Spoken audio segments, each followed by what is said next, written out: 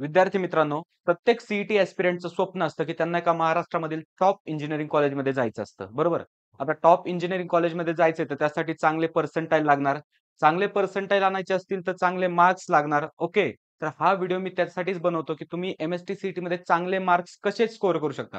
आता चांगले मार्क्स म्हणजे किती मार्क्स? तर 200 पैकी तुम्हाला जर 150, 140, 150 किंवा त्यापेक्षा जास्त मार्क्स असतील, तर त्याला आपण काय करतो? सेफ स्कोर म्हणून कन्सिडर करतो. तर ते तुम्ही कसे मिळवू शकता? आता साठी तसा पुरेसा टाईम आहे. ओके. आपण जर पॉझिटिव्ह घेतलं तर साठी पुरेसा टाईम आहे. त्याचबरोबर एम-एस-टी सीईटी वर्षातून 2 वेळेस होणार आहेत. बरोबर? तर ती आपल्यासाठी फायद्याची आहे. काही गोष्टी त्याच्यामध्ये तोट्याच्या आहेत. कट ऑफ वगैरे वाढतील, वाढण्याचे चान्सेस आहेत. पण आपल्याला अभ्यासासाठी वेळ मिळतोय. त्याच्यानंतर आपली एक्झामची प्रॅक्टिस होते. तर या आपण गोष्टी पॉझिटिव्ह घेऊ. ओके. आणि या व्हिडिओमध्ये मी तुम्हाला सांगणार आहे, की 150 प्लस मार्क्स तुम्ही कसे स्कोर करू शकता? त्याचबरोबर तुम्हाला अभ्यास कसा करायचा याबद्दल मी इन्फॉर्मेशन देणार आहे. त्याचसोबत तुम्हाला किती टार्गेट ठेवायचंय, फिजिक्स असेल, केमिस्ट्री असेल, मॅथ्स असेल, तर यांना किती मार्क्स तुम्हाला पाहिजे जेणेकरून तुमचे ओव्हरऑल 150 च्या पुढे मार्क्स यावेत. ओके. तर विद्यार्थी मित्रांनो, सर्वप्रथम आपण एकदा समजून घेऊया, की 150 मार्क्सला तुम्हाला किती पर्सेंटाइल मिळतील. ओके. मार्क्स व्हर्सेस पर्सेंटाइल जर आपण कॅल्क्युलेट केलं, आता हे शिफ्ट वाईज व्हॅरी होऊ शकतं. काही शिफ्ट डिफिकल्ट असतात, काही शिफ्ट ईझी असतात, तर काही शिफ्ट मॉडरेट असतात. आपण जर ओव्हरऑल जर कन्सिडर केलं, इथून मागचा जर डाटा पाहिला, तर 150 मार्क्सला आपल्याला 99.5 पर्सेंटाइल आलेले दिसतात. ओके. जर हार्ड शिफ्ट असेल, तर त्याच्यामध्ये पर्सेंटाइल जास्त येतात आणि जर ईझी शिफ्ट असेल, तर त्याच्यामध्ये पर्सेंटाइल कमी येतात. पण जनरल जर आपण विचार केला, तर 99.5 पर्सेंटाइल येतात 150 मार्क्सला. ओके. आता 99.5 जर पर्सेंटाइल आले, तर तुम्ही यापैकी कोणत्याही कॉलेजमध्ये जाऊ शकता. इव्हन तुम्ही सी-ओ-ई-पीमध्ये जाऊ शकता. बरोबर? तुम्ही कॅटेगरीमधनं असाल तर तुम्हाला सी-एस वगैरे ब्रांच मिळू शकते. जर कॅटेगरीमधनं नसाल तर ठीक आहे, सी-एस मिळायला थोडासा प्रॉब्लेम येईल. पण त्याचबरोबर बाकीच्या ब्रांचेस अवेलेबल आहेत. म्हणजे तुम्ही यापैकी कोणत्याही कॉलेजमध्ये जाऊ शकता. तुमची ब्रांच तुम्हाला कन्सिडर करायला लागेल आणि तुम्हाला कोणती ब्रांच घ्यायची आहे ना, तर ते आत्ताच कन्सिडर करा. अगोदर तुम्ही ब्रांच सिलेक्ट करा. त्याच्यानंतर त्या ब्रांच रिलेटेड अभ्यास करा थोडासा. ओके, त्या ब्रांचचं तुम्ही डिटेलमध्ये स्टडी करा. त्याचा सिलेबस कसा आहे तो एकदा पहा आणि त्याच्यानंतर ना तुम्ही प्रिपरेशनला सुरुवात करा. ओके. तर तुम्ही यापैकी कोणत्याही कॉलेजला जाऊ शकता. महाराष्ट्रामधील टॉप इंजिनिअरिंग कॉलेजेस आहेत. सी तुम्हाला सांगायची गरज नाही. सी टॉप नंबर 1चं कॉलेज आहे. त्याचबरोबर व्ही-जे-टी-आय आहे, पी-आय-सी-टी कॉलेज आहे, त्याच्यानंतर वालचंद आहे, एस-पी-आय-टी कॉलेज आहे, कमिन्स आहे आणि त्याच्यानंतर आय-सी-टी. जर तुम्हाला प्युअरली केमिकल साइडला जर जायचं असेल, केमिकल इंजिनिअरिंग जर करायचं असेल, आय-सी-टी पेक्षा बेटर ऑप्शन तुमच्याकडे नाहीये कोणता. Okay, C through. सो हे पण एक ड्रीम कॉलेज आहे. जर याच्यामध्ये जायचं असेल तर आपल्याला स्कोर करायला लागतील 150 प्लस मार्क्स म्हणजेच किती 99.5 पर्सेंटाइल. आता हे आपण कसे स्कोर करू शकतो तर ते एकदा पहा. तर सर्वप्रथम आपल्याला हे जर स्कोर करायचे असतील तर त्यासाठी आपल्याला काय लागेल की सब्जेक्टची प्रायोरिटी. ओके, सब्जेक्टची प्रायोरिटी आपल्याला यासाठी लागणार आहे. ओके, सब्जेक्टची प्रायोरिटी जर आपण पाहिली तर मॅथ्ससाठी आपल्याला सगळ्यात जास्त प्रायोरिटी द्यायला लागेल. कारण मॅथ्सचं वेटेज किती आहे? 50% वेटेज मॅथ्सचं आहे. ओके. सो आपल्याला 50% मध्ये जास्त किती स्कोर करता येईल, हे आपल्याला चेक करायचंय. त्याच्यानंतर सेकंड प्रायोरिटी जी आहे, तर ती केमिस्ट्रीला द्यायला लागेल. बरोबर? आता केमिस्ट्री पहा, स्कोरिंग सब्जेक्ट आहे. आता मी तुम्हाला टार्गेट तर देणारच आहे, की मॅथमध्ये किती करायचंय आपल्याला, केमिस्ट्रीमध्ये किती करायचंय, फिजिक्समध्ये किती करायचंय. ओके. पण लक्षात ठेवून चालायचं, की तुमचा जास्त अभ्यास हा मॅथ्सचा झाला पाहिजे. तुम्ही मॅथ्समध्ये परफेक्ट होऊन गेले पाहिजे. तुम्हाला कोणताही क्वेशन विचारला, कोणताही फॉर्म्युला कधी विचारला, तो तुम्हाला आला पाहिजे. जर तुम्हाला 150 किंवा त्यापेक्षा जास्त मार्क्स पाडायचे असतील ना, तर विद्यार्थी मित्रांनो हे तुम्हाला करावंच लागेल. आणि आता फिजिक्सचा राहिला विषय. फिजिक्समध्ये मोस्ट ऑफ जे क्वेशन्स वगैरे असतात ते टाईम कन्झ्युमिंग असतात. सो तुम्हाला मॅनेज करायला लागेल केमिस्ट्री आणि फिजिक्समध्ये. केमिस्ट्री जर तुम्ही लवकर केलं, कारण तुम्हाला पेपर पॅटर्न माहिती आहे, की केमिस्ट्री आणि फिजिक्स एका वेळेस असतं. ओके. त्याला 1.5 तास असतो. बरोबर? म्हणजे 90 मिनिटं आणि त्याच्यानंतर मॅथ्स 90 मिनिटासाठी असतं. बरोबर? तर त्याच्यामध्ये तुम्ही जर केमिस्ट्री लवकर केलं आणि फिजिक्सला तुम्हाला एक्स्ट्रा टाईम मिळाला, तर तुम्ही खूप चांगलं परफॉर्म त्याच्यामध्ये करू शकता. बरोबर? आता त्याच्यानंतर ना, जर आपण जर पाहिलं, ओके, तुम्हाला प्रायोरिटी समजली, आता टार्गेट समजून घ्या. समजा फिजिक्समध्ये आता आपण अगोदर मॅथ्सपासून पाहूया. ओके. तर मॅथ्समध्ये तुम्हाला 100 पैकी कमीत कमी 70 ते 80 मार्क्स पाडावेच लागतील. बरोबर? आता मॅथ्स 100 मार्कला एक क्वेशन असतात त्याच्यामध्ये 50. मग 50 पैकी तुम्हाला 40 प्रश्न ओके किंवा 35 प्रश्न हे बरोबर आणणं गरजेचं आहे. बरोबर? त्यासाठी तुम्हाला खूप अभ्यास करावा लागणार आहे मित्रांनो. कारण आपण जे पाहतोय या नंबर्स ठीक आहे याचं ॲडिशन केल्यावर 150 येतंय, 150च्या नियर येतंय. पण हे रिअलमध्ये आणणं खूप अवघड आहे. बरोबर. त्याच्यासाठी तुम्हाला आत्तापासून सुरुवात करावी लागेल. तसं जर पाहिलं तर आपल्याकडे वेळ आहे. सो आपण पॉझिटिव्हली घेतलं. आपल्याकडे वेळ आहे. सगळ्या गोष्टी आपल्या फेअरमध्ये आहेत. सो फक्त गरज कशी आहे, की आपल्याला अभ्यास करायचा आहे. ओके. तर त्या गोष्टी आपण लक्षात ठेवायच्यात. त्याच्यानंतरनं केमिस्ट्रीला तुम्हाला मी टार्गेट देतोय किंवा टार्गेट आहे 40 ते 45 40 टू 45 मार्क्स तुम्हाला केमिस्ट्रीमध्ये आलेच पाहिजे. बरोबर. आता केमिस्ट्रीमध्ये आपण सगळ्यात जास्त मार्क्स एक्स्पेक्ट करतोय म्हणजे ॲक्युरसी वाईज सगळ्यात जास्त. कारण केमिस्ट्री जर आपण पाहिलं तर टेक्स्ट बुकच्या बाहेर केमिस्ट्रीमध्ये एकही क्वेशन येत नाही. तुम्ही as it is text book refer करा. तुम्हाला 40 टू 45 मार्क्स तुमचे कुठंच जाणार नाहीत केमिस्ट्रीसाठी. ओके. त्याच्यानंतर आता फिजिक्समध्ये ठीक आहे, फिजिक्स थोडंसं ट्रिकी आहे. ओके. त्याच्यानंतर आउट ऑफ द स्कोप थोडेसे क्वेशन येतायत किंवा समजा जर आपण पाहिलं तर टाईम कन्झ्युमिंग क्वेशन जास्त असतात. सो आपण पकडून चालूया की तुम्हाला 30 टू 35 मार्क्स त्याच्यामध्ये मिळले.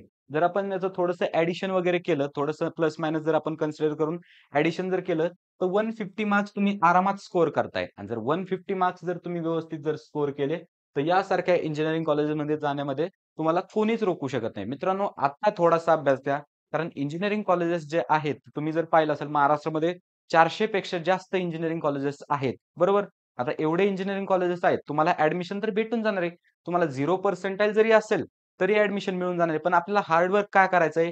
कारण इंजिनिअरिंग नंतरची परिस्थिती ज्यावेळेस तुम्ही पाहता, ओके, सोशल मीडियावर पाहता किंवा सगळ्या प्लॅटफॉर्मवर पाहता इंजिनिअरिंगची कशा पद्धतीने मजा उडवली जाते. ती का उडवली जाते? कारण यासारखे कॉलेजेस आहेत. ओके. डिग्री तर मिळते. ठीक आहे. पुणे युनिव्हर्सिटीची डिग्री मिळते, मुंबई युनिव्हर्सिटीची डिग्री मिळते. पण नंतर त्या डिग्रीचं काय करणार आहे? ओके.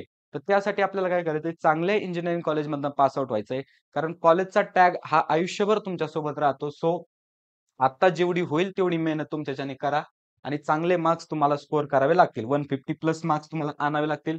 त्याच वेळेस मित्रांनो एका चांगल्या इंजिनिअरिंग कॉलेजमध्ये तुम्ही जाऊ शकता. बरोबर. आता याच्यासाठी अभ्यास कसा करायचा? सगळ्यात इम्पोर्टंट क्वेशन. बरं. आता याचं उत्तर मी तुम्हाला देतो. याचं उत्तर देण्यापूर्वी अभ्यास करायचा आहे, ही मनस्थिती तुम्ही बनवली पाहिजे. बरोबर. अभ्यास फक्त करायचा आहे कशासाठी? तर नातेवाईकांना दाखवण्यासाठी, कमबॅक करण्यासाठी, ह्याला दाखवण्यासाठी, त्याला दाखवण्यासाठी. असं बिलकुल करायचं नाही. आपल्या स्वतःसाठी आपल्याला अभ्यास करायचा आहे. आपण पुढे 4 वर्ष काय करणार आहोत, बरोबर?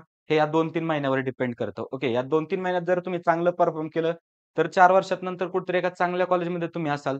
जरी व्यवस्थित परफॉर्म नाही केलं, ठीक आहे, एखादं कॉलेज तुम्हाला मिळेल, पण त्यानंतरची परिस्थिती तुम्हाला सांगायची गरजच नाही, बरोबर? त्याच्यामुळे अगोदर तुमचं अभ्यासाची मनस्थिती बनवा आणि मग अभ्यास सुरू करा. फक्त दाखवण्यासाठी अभ्यास करायचा नाही किंवा कोणाच्या प्रेशर खाली येण्यासाठी आपल्याला अभ्यास करायचा नाही.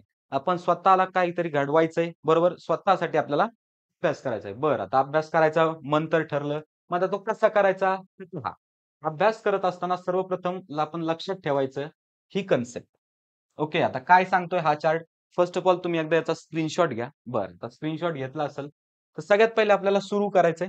पर्टिक्युलर एखादी कन्सेप्ट पकडायची आहे. बरं, आपण रोटेशनल डायनामिक्सची कन्सेप्ट पकडली.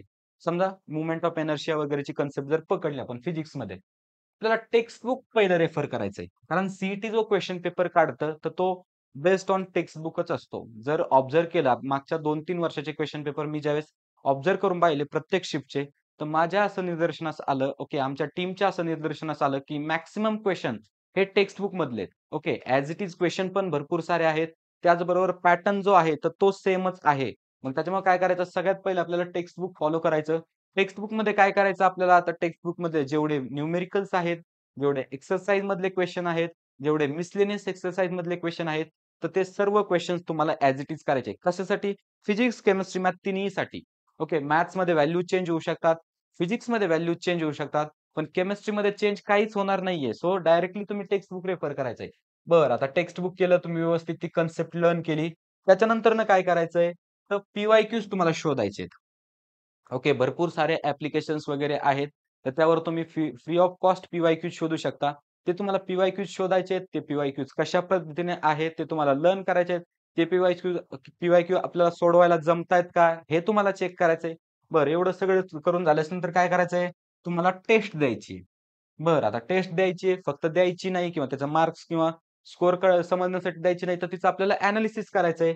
आपल्याला पाहायचंय नक्की आपलं कुठं काय चुकलंय, आपल्याला मार्क्स का कमी आले किंवा आपली कोणती मिस्टेक रिपीट होते आणि एखादी मिस्टेक जर रिपीट होत असेल, तर तिचं आपल्याला एनालिसिस करायचंय. त्याच्यावर आपल्याला काम करायचंय. टेस्ट दिल्याने काय फायदा होतो, की तुम्हाला रिअल सी सारखी फीलिंग येणार. बरोबर? तुम्हाला समजणार ऑनलाईन टेस्ट कशा पद्धतीने वर्क करते, कसं अटेम्प्ट करायचं असतं, टाईम मॅनेजमेंट कशा पद्धतीने करायचं असतं. सो टेस्टचा खूप फायदा आहे. बरं टेस्ट एनालिसिस झालं. एखादी मिस्टेक तुम्ही आयडेंटिफाय केली, तिच्यावर तुम्हाला काम करायचं आणि ती मिस्टेक तुम्हाला रिपीट नाही होऊन द्यायची. बरं एवढं सगळं झाल्यानंतर पुन्हा नवीन कन्सेप्ट पासून सुरू करायचंय. तर या पद्धतीने हा जो चार्ट आहे, हे जे सर्कल आहे, तर या सर्कलमध्येच तुम्हाला अभ्यास करायचा आहे. हे तुम्हाला फिजिक्ससाठी, केमिस्ट्रीसाठी आणि मॅथ्ससाठी तिन्हींसाठी कॉमन आहे. अशा पद्धतीने मित्रांनो जर तुम्ही अभ्यास केला, तर नक्की तुम्ही 150 प्लस काय, तर 180 प्लस मार्क्स सुद्धा स्कोर करू शकता आणि असे भरपूर सारे एक्झाम्पल्स आहेत, की ज्यांनी नंतरनं शेवटच्या 2 महिन्यात, शेवटच्या 1 महिन्यात या पद्धतीने अभ्यास करून व्यवस्थित मार्क्स स्कोर केलेत आणि ते आज एका चांगल्या इंजिनिअरिंग कॉलेजमध्ये आहेत. ओके, तुम्ही जर केलं तर तुम्ही नक्की एका चांगल्या इंजिनिअरिंग कॉलेजमध्ये जाताल. ओके, जर तुम्हाला हा आपला व्हिडिओ आवडला असेल, तर व्हिडिओला लाईक करा. त्याच्यानंतर हा व्हिडिओ तुमच्या मित्र-मैत्रिणींपर्यंत शेअर करा. ज्यांना समजत नाही की अभ्यास कसा करायला पाहिजे, ज्यांना एका चांगल्या गाईडन्सची गरज आहे. सो त्यांच्यासोबत हा व्हिडिओ शेअर करा आणि महत्त्वाचं म्हणजे जर तुम्ही अजूनही आपल्या चॅनलला सबस्क्राईब केलं नसेल, तर फक्त आपल्या चॅनलला सबस्क्राईब करा. कारण आपलं चॅनल तुम्हाला एम-एस-टी, सी-ई-टीच्या प्रिपरेशनपासनं तर एम-एस इंजिनिअरिंग कॉलेजमध्ये ॲडमिशन घेईपर्यंत तुम्हाला हेल्पफुल ठरणार आहे. सो चॅनलला सबस्क्राईब करून घ्या. तर ठीक आहे मित्रांनो, भेटूया नेक्स्ट व्हिडिओमध्ये अशाच एका इन्फॉर्मेटिव्ह टॉपिक सोबत.